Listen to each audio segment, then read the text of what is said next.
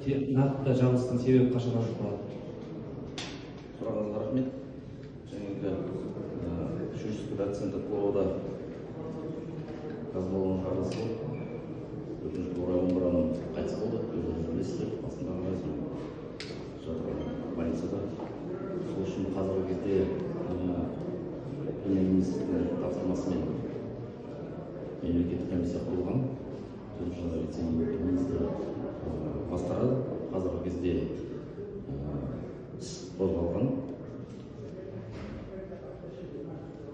Өтетін экспертизалар өтіп жатыр. Қазіргі кезде сол нақты экспертизалардың шешімін қабылдаса, сол кезде дәлелдейміз. Не үшін жабылды? Қашан шығады?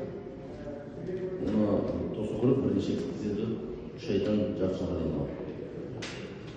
Анықталушы сұрақ, енді осындай жарылыс болмау үшін осындай контейнерде қандай жұмыстар жүргізіліп жатыр? Тексеріс талап қойдыңыздар ма?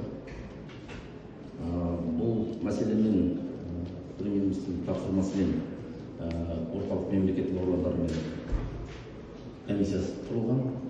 Сол комиссия қазір жұмыс істеп жатыр. Қалай келешекте осындай оқиғаға келмейтіндей. Сол үшін ол жағынан жұмыс жүріп жатыр. Жақсы. Екінші сұрақ.